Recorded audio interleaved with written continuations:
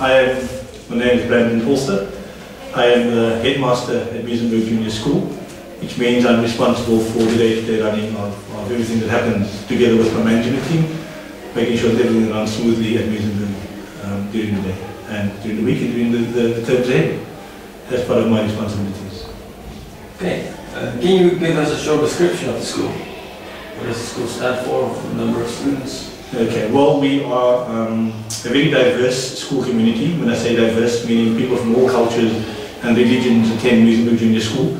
We've actually been recognized by the Education Department recently for our uniqueness and our diverse school community, and we would make everyone feel at home regardless of race, creed, color and so on. We're a school who strives for learners to achieve excellence, to bring out the best in them, to have good values, to be passionate about what they do, to be self-disciplined at the same time as well.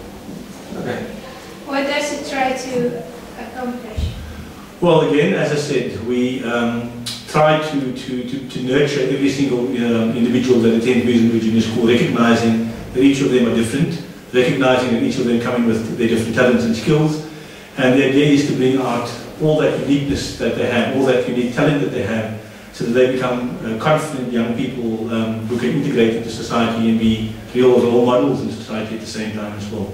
At the same time, as a school, we strive for having sound values, making sure that people who attend Muizenberg understand that they need to be passionate, that they have to show the necessary respect, not just for themselves, but respect for others, and at the same time respect for the environment as well. And at the same time, we engender the value of honesty, the value of tolerance, the value of community building at the same time, and also reaching out to others who are in need at particular points as well. So yeah, in a nutshell, I probably can say quite a few more. I think that's in essence what we as a school stand for and what we strive to achieve. You were speaking of the uniqueness of the children, and how does that go with learning at school? I mean, you always have children who are done earlier with their work than others, and others who struggle a bit with their work. How do they take that into account? Again, as part of our teaching, and that's a very good question, the challenge always is for the staff and the class teachers especially, very often there's a tendency to pitch to the lower level of the class. Yeah. Whereas we've now encouraged the teachers to pitch to the middle band and that's where most of the learners really sit. Then you have a small group who would probably be, and hopefully the idea would be to stretch that group into a bigger group as time goes. You have the group who really excel and who finish their work quicker than others and do it really efficiently. And then you have a small minority in the class. Sometimes in some classes you have a big majority whereby they battle to get to the middle group. But the secret is to pitch the questions at such a level whereby in the assessments, for example, whereby most learners can answer a good significant part of the paper, and then your higher orders would be able to do the excellent. That's obviously where the ones will get 100% or 90-something%. However, what we've also encouraged is that teachers now bring in what we call extension into the classes. So they try and extend the learners who are doing really good. So you bring in problem solving, you bring in some challenges, you bring in different math problems for that group to try and encourage them to move a little bit step and to keep them sharp and focused at the same time. And then what we've also done is down the bottom end, we've also encouraged remediation, whereby learners, especially we try and capture them and catch them at the lower ages. So if they join the school at grade 1 level, we can then see where they're going and what their particular needs are. And then often we get them into either having their own individual education plan, whereby they can get remediated. We also have what we call learning support, where we have a teacher who comes in and who actually works with those learners who are sort of lower functioning. And then we also have somebody who does language enrichment. And we also have, where learners are struggling to read, for example, we have outside agencies who come in called Help to Read, okay. and they work with the learners as well. So we try, and by the time they get to grade 4 and 5, we try and, or would have tried to address the big learning problems. However, if they get to grade 6 and they're still at a very low level functioning, then we'll try and make application to them to special needs schools, especially as they grow older, because obviously it shows them that they're not going to cope in a mainstream school, especially high school at the same time as well. So those are all the little things. So often there's a tendency just to look down the bottom, but we also try to now look towards the top, so we can extend the guys doing well, but at the same time fix the guys down the bottom who need obviously the remediation at the same time. And the remediation and the extension, when does it happen? In the class teacher's time, or? Well, it's always a challenge, unfortunately, because no class teacher likes to lose the children during the day. So again, they need to understand that it's for the benefit of the child at the same time. And the big thing is, being a child-centered school, it has to be about the children. So the unfortunate thing is, the support teachers are only here on certain days. So for example, Monday, Wednesday, and maybe on a Friday. So those learners who need that remediation will then go out, spend some time with the remedial teacher, for example, or with the learning support teacher, and then come back and just get reintegrated back into their class. The idea would actually be that the teacher works hand in hand with the learning support teachers, so they can identify what the child's weakness is at the same time, and then as part of the child's development plan, or growth plan as we want to call it, they work together and try and solve the sort of common problems and threads that are running through the basic problems as well. Okay. And who decides if a child goes to special school?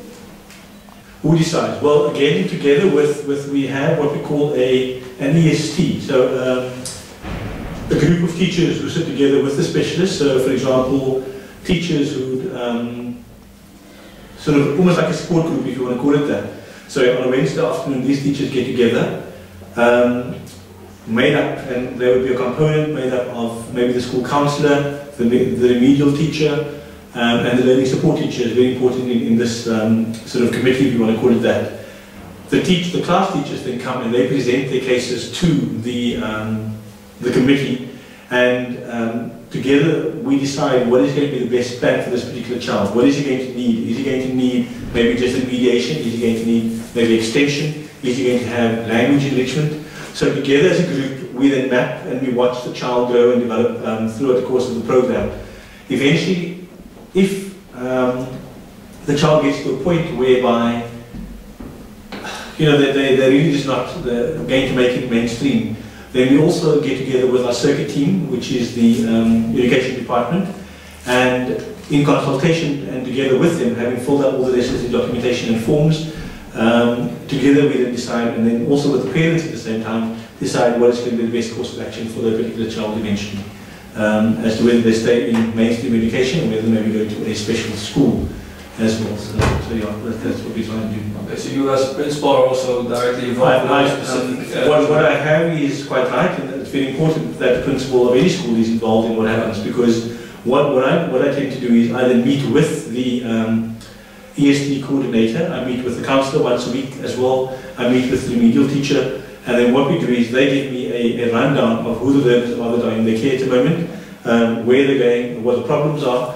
I also try and meet with the teachers at the same time and sit with them and then hear from them as well. What are the struggles they have in the classrooms? Who are the ones that they find are possibly battling as such, and we try and work with that. So yes, quite correctly, I'm informed, and at the same time, I get to read all the documentation. I have to sign off the documentation and then meet with the education department as well at the end of the year to decide who goes where at the same time. And it's the same with promotion, and if the child has to repeat a grade, in consultation with me and having me consulted all the other stakeholders, that's how the decisions are made.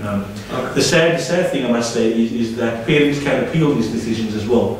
So what happens is, when I say appeal, they can go to a higher authority, like the in our case, department? like the education department, say to the education department that they're not very happy that their child had to repeat the grade, for example, or they feel that certain things were put in place. The department puts together what they call an appeals committee, and very often and very sadly, the decision that the school has done gets overturned, and the child gets moved on to another grade, to the detriment of the child, unfortunately, because the child then just battles under the teacher at the same time as well, because next year, or in the next grade, the child shouldn't have been there anyway, but now they actually prod in the battle, and then you have another fight in your hands now.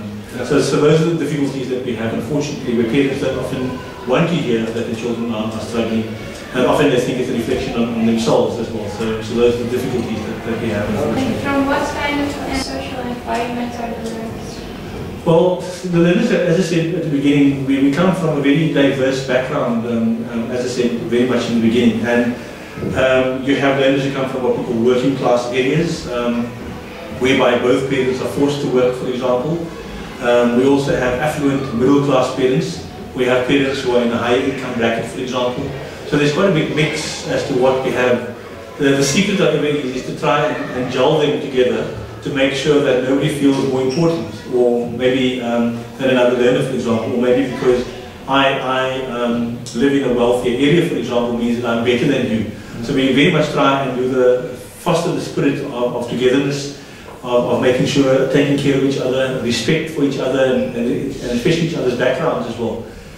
Because I think as part of this country's history, as we know, tolerance is a very, very important thing.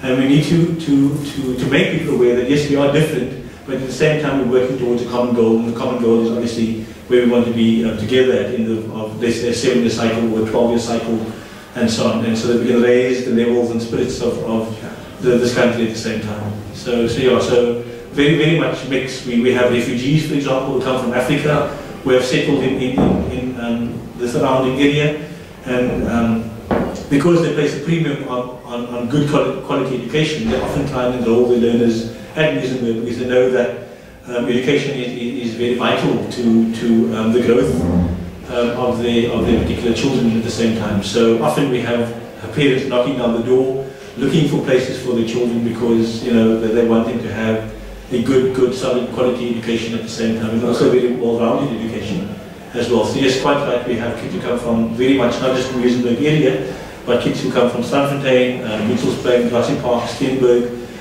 even some as far as Capricorn sometimes as well. So, and the uniform plays a big part in that, in the togetherness and absolutely of the children. Absolutely, because again, if we allow, and one can see that on civics days, some learners have who come from families where there's good income and good disposable income will obviously dress in a particular manner, and the ones who unfortunately are not as affluent as the others, and you can just see that in dress code, whereas with the uniform, everyone has to wear the same uniform, which means that once again there's uniformity, but at the same time there's togetherness. We belong to one organization and we're all the same at the same time, so meaning that no other learners feel that they're more sort of privileged than the other ones, for example. No, it's quite good. So it also says who we are, sort of part of our branding as well. Yeah. At the same time, and sort of puts us in the public eye, as they say, as part of our uniform as well. Yeah, and how's that with other schools in the area?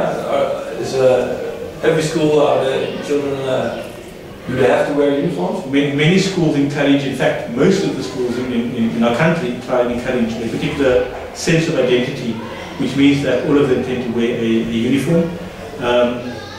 Only some of our sort of private, very few private schools have gone the route of what we call civvies, meaning sort of everyday clothing, as opposed to a uniform. Yeah, quite correct. But most schools, even the schools who are struggling, take pride in the fact that the one thing they can get right is the fact that all the learners are dressed in the same way. There's some spirit of togetherness, we're all sort of striving towards the common goal and the same sort of identity at the same time. Sure. And also the learners take pride in their school at the same time, to sort of to wear the uniform correctly, to look good in it. We always have a saying that says, if I look good, I feel good.